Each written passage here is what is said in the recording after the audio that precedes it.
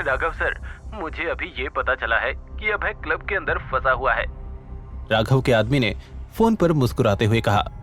राघव भी क्लब के लिए निकल गया। अभय सभी तरफ से दुश्मनों से घिरा हुआ था, लेकिन सबसे ज्यादा हैरान वो उर्वशी को देखकर था, जो अपने आदमियों के साथ वहां आई थी। उसी वक्त अभय के सामने दीपक आकर खड़ा हो गया और जहरीली हंसी के साथ बोला, तेरा आखिरी टाइम आ ही गया अभय। अभय मुस्कुराते हुए बोला, दीपक, मैं अकेला और तुम 200 लोग, फिर भी एक एक को मारकर जाऊंगा। बेचारे इंश्योरेंस वाले लूटने वाले हैं। यह सुनकर दीपक के चेहरे की हंसी गायब हो गई। अब क्लब के अंदर सिर्फ दीपक, मुकुल, उनके आदमी और लूडो गैंग के आदमी बचे थे। अभय ने बहुत चालाकी से उर्वशी के आदमियों को बाहर भेज दिया था। उसने दीपक से झूठ कहा था कि उसने उर्वशी को वहां बुलाया है। उसे तो खुद अंदाजा नहीं था कि उर्वशी वहां कैसे पहुंची। लेकिन अभय ने क्लब तक पहुंचने से पहले ही एक चाल चली थी। क्लब में आने से पहले अभय ने अपने फोन से धीरज राजपूत को कॉल कर दिया था। किसी को भी नहीं मालूम पड़ा कि क्लब के अंदर की सारी बातें धीरज राजपूत सुन पा रहा था। धीरज राजपूत ने अपनी चाल चलते हुए इन सब के बीच रॉयल बैंक के नए प्रेसिडेंट हंसराज सिंघानिया को कॉल करके कशिश की सारी सिचुएशन की इंफॉर्मेशन देने को कहा था। वेरोनिका और बूढ़े बाबा क्लब के अंदर पहुंच चुके थे और वो सब जोरा के साथ खड़े थे। वो जैसे ही क्लब के अंदर जाने लगे, वैसे ही क्लब के बाहर एक कार रुकी। कार के अंदर से रॉयल बैंक के प्रेसिडेंट हंसराज सिंघानिया निकले। उनको कार से बाहर आता हुआ देखकर जोरा हंस पड़ी और बोली, अभय बहुत स्मार्ट है, उसने खुद को बचाने के लिए पहले से ही चाल चल दी थी।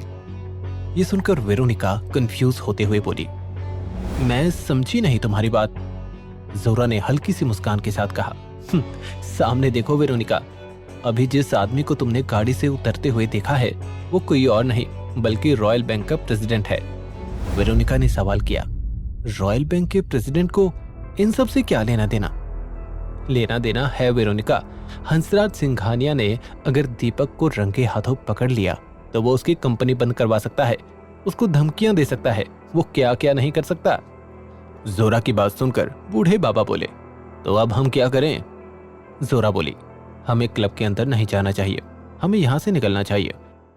हंसराज सिंघानिया गुस्से में उस तरफ गया जहां पर सब लोग थे। उन्होंने जैसे ही दीपक को देखा, दीपक के डर के मारे जुबान जम गई थी। आई एम सॉरी, चलिए आपको अभी कशिश के पास लेकर चलता हूं। मुझे यकीन था कि आप लोग जरूर आओगे मुझे बचाने के लिए। जल्दी अदालत में मुलाकात होगी तुमसे दीपक। ये बोलकर हंसराज सिंघानिया जैसे ही क्लब के बाहर जाने लगे, दीपक उनके सामने घुटनों के बल बैठ गया। हंसराज सर, मुझे माफ कर दीजिए, मुझे आपके साथ आगे बिजनेस करना है, मेरी इस गलती को माफ कर दीजिए, मैं बर्बाद हो जाऊंगा। पीछा करो हंसराज सिंघानिया की गाड़ी का। अगर कशिश और हंसराज सिंघानिया मेरा साथ नहीं दे सकते तो उनको जीने का हक भी नहीं है। ये बोलते ही दीपक अपनी गाड़ी में बैठकर हंसराज सिंघानिया की गाड़ी के पीछे जाने लगा। दीपक के पीछे उसके बहुत सारे आदमियों की गाड़ियां भी एक साथ चलने लगी थी। ये सब देखकर अभय चौंक गया। वो दीपक की गाड़ी के पीछे अपनी गाड़ी लेकर निकल गया। अभय तेज रफ्तार में गाड़ी को चलाने लगा। अचानक से अभय ने अपनी गाड़ी अपने दुश्मन की गाड़ी पर दे मारी, जिसके कारण उसके दुश्मन की कार सड़क किनारे रेलिंग से जा टकराई।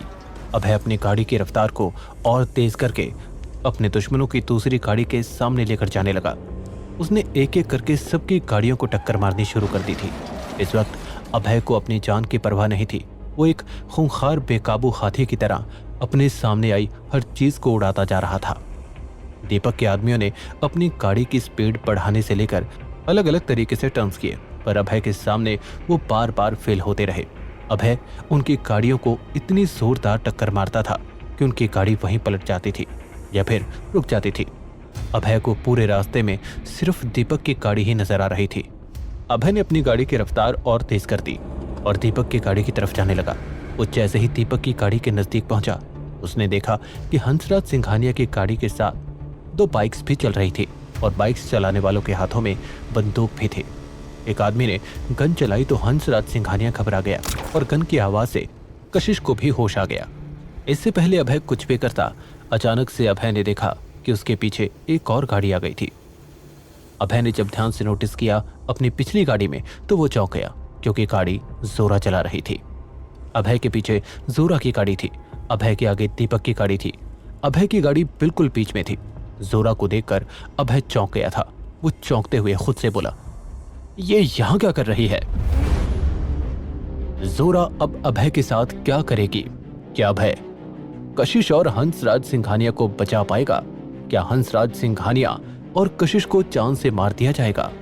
ये जानने के लिए देखिए बंदा ये बैड ऐसे का अगला एपिसोड सिर्फ पॉकेट एफएम के YouTube चैनल पर। और बंदा ये बैड ऐस के सारे एपिसोड्स को सुनने के लिए डिस्क्रिप्शन में दिए गए लिंक से डाउनलोड कीजिए पॉकेट एफएम ऐप।